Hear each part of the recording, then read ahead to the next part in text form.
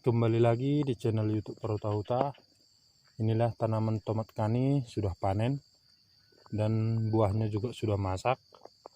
Inilah tomat kani yang kemarin saya posting di bab 1 sampai bab 5. Mulai dari perkembangan sampai panen ya.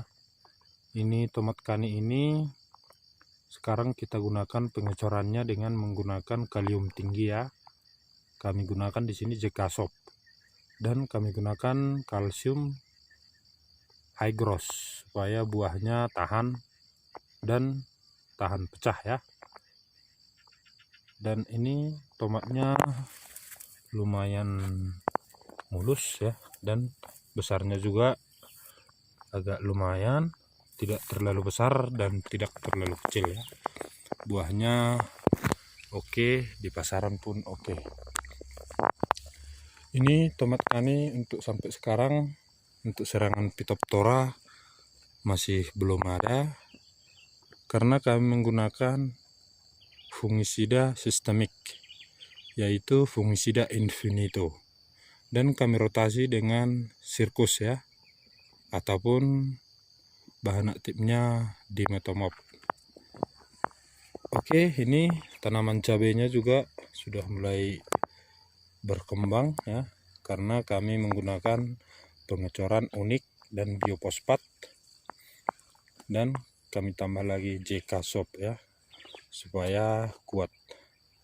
Dan untuk buah tomatnya lumayan rapat, pembuahannya juga lumayan rapat ya. Oke, petani Indonesia, inilah perkembangan tomat yang saya posting mulai dari bab 1 sampai bab 5. Oke, mudah-mudahan petani Indonesia termotivasi dengan postingan saya dengan channel YouTube Perutahuta untuk pengenalan penyakit ataupun pengenalan insek ataupun fungi. Oke, kita bahas tentang Phytophthora. Phytophthora biasanya sangat gampang terserang karena curah hujan tinggi dan unsur nitrogen berlebihan. Jadi kita usahakan unsur nitrogen jangan berlebihan. Kita gunakan pupuk berimbang ya. Dan untuk serangan bakteri kita gunakan dari awal menggunakan bahan aktif tembaga. Oke, saya sebut merek. Kami menggunakan Kuprosat ya.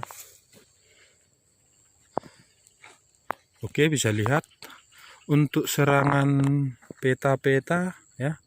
Serangan peta-peta kami menggunakan Dimehipo. Bahan aktifnya Dimehipo. Jadi untuk serangan peta-peta tadi kami menggunakan Dimehipo. Jadi untuk serangan mati layu jamur, ada mati layu bakteri, kami menggunakan Ingropol untuk mati layu jamur ya. Serangan jamur kami menggunakan Ingropol. Jadi untuk serangan bakteri kami menggunakan Sakop ya.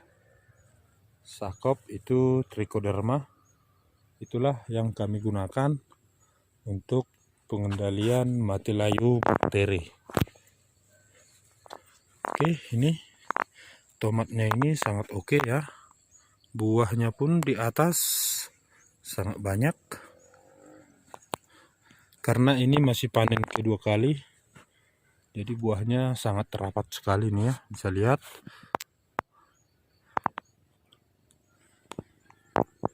Jadi untuk mengantisipasi keriting kami menggunakan insect closer ya. Kami menggunakan insect closer dan kita mix dengan imidacloropid. Kami mix dengan imidacloropid itulah yang kami gunakan. Dan untuk cabenya pun kami tetap menggunakan itu, kami mix closer dan imidacloprid. Oke, sobat petani Indonesia, mudah-mudahan dengan channel YouTube Parhuta-Huta bisa petani Indonesia termotivasi. Ya, kita bahas tentang rontok bunga. Ada beberapa faktor, ada karena serangan bakteri dan ada juga karena kekurangan kalsium ya. Ini cabenya juga sudah lumayan rimbun. Oke, ini tomatnya hampir merata kualitasnya ya. Oke, ini yang kami coba metode 2 jalur, sangat kurang maksimal ya. Kurang maksimal di bidang pembuahan. Buahnya kurang maksimal.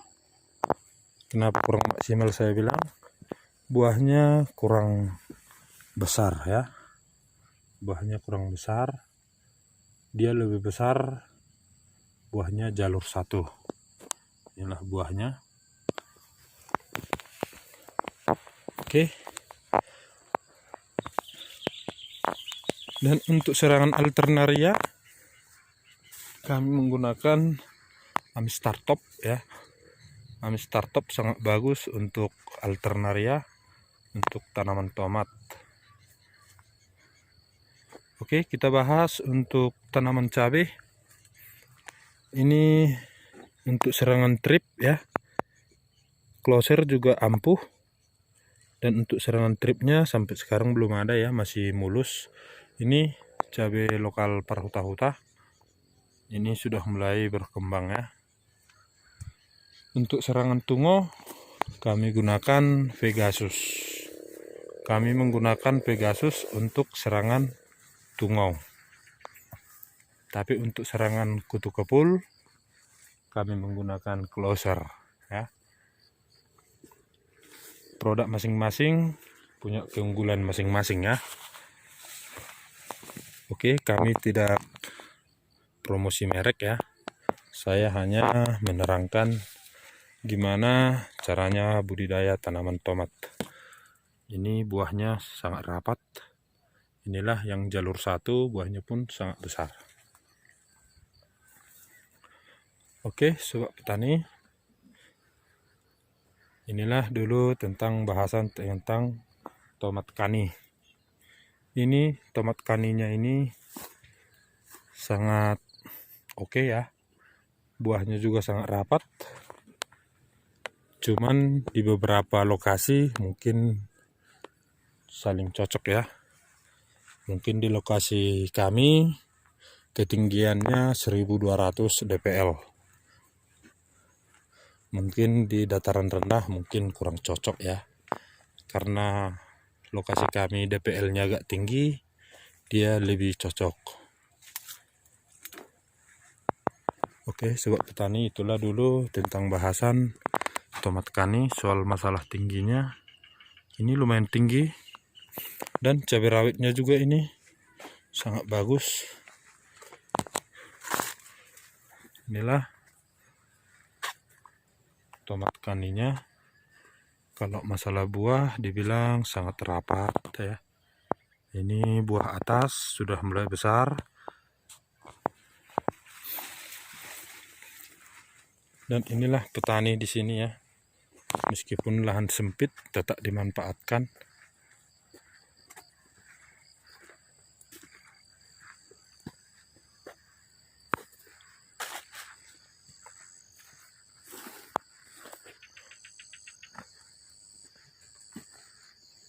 Oke, petani Indonesia ataupun petani-petani milenial, ini tumpang sari apa ini ya, daun sop dan cabai merah.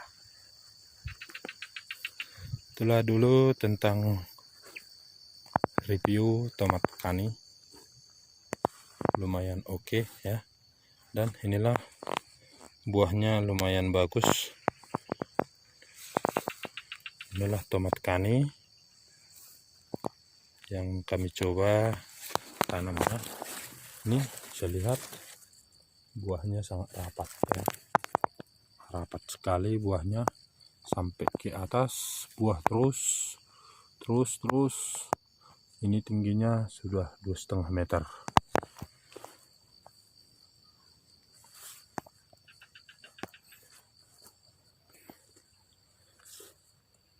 Oke, itulah dulu untuk yang kita bahas tentang penyakit Phytophthora alternaria. Oke, kebetulan ini ada serangan alternaria ya, petani Indonesia. Kita bahas ini serangan alternaria ya. Bisa lihat ini, kalau sudah seperti ini daun cepat menguning. Jadi kita gunakanlah fungisida Amstar Top supaya tidak menjalar ke atas ya. Inilah awal dari serangan alternaria, dia kayak embun tepung ya, seperti ini. Jadi ini nanti jadi menguning seperti ini, gosong ya, seperti ini. Kalau tidak dikendalikan ini bisa mencapai sampai atas nanti. Tapi mudah-mudahan kita antisipasi dengan Amstar Top masih oke. Inilah cara di sini bertumpang sari ya, tumpang sari sayur, daun sop dan cabai rawit. Ini sudah kita cek semua sampai ujung, perkembangan sama ya, semuanya sama, dan penggunaan insek ataupun fungi sama, dan penggunaan pupuk sama. Tapi kita gunakan untuk praktek ini 2 jalur ya. Cabenya pun kurang maksimal, bisa lihat ya. Ini mungkin terlalu terlalu lindung kali. Inilah buahnya juga kurang besar-besar karena tomatnya jalur 2 ya. Itu ada di sebelah sana, inilah posisinya jalur 2. Lebih besar ini posisi jalur 1 ya. Ini lebih besar-besar buahnya kalau posisi jalur 1. Dan cabenya juga lolos, ini bisa lihat, ini cabenya kiri kanan, tomat di tengah, dan ini cabai rawitnya juga lolos ya. Dan ini bisa kita lihat, ini tomat jalur 2 dan cabenya di tengah ternyata kurang maksimal ya. Oke, supaya petani Indonesia tahu kalau menanam tomat sebaiknya tomat yang di tengah ya. Ini buahnya ya, besar sekali. Oke, ini metode 2 jalur.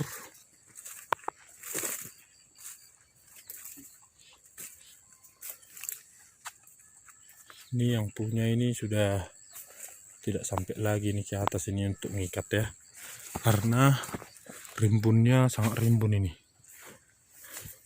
lumayan rimbun ya.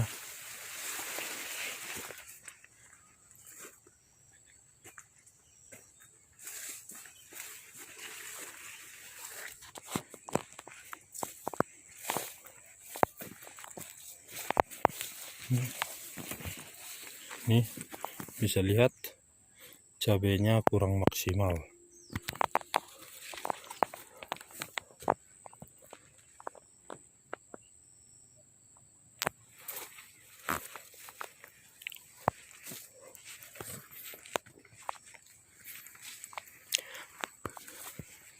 Oke, sampai di sini dulu di YouTube channel Perhuta-Huta.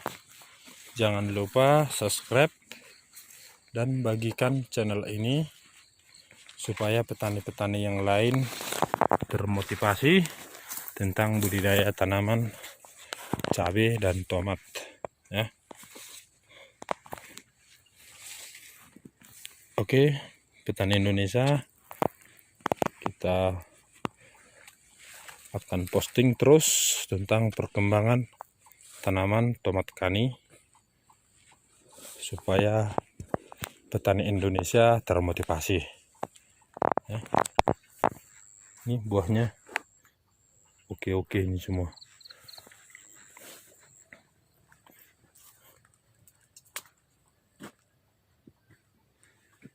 Sudah, terima kasih sudah menonton channel ini.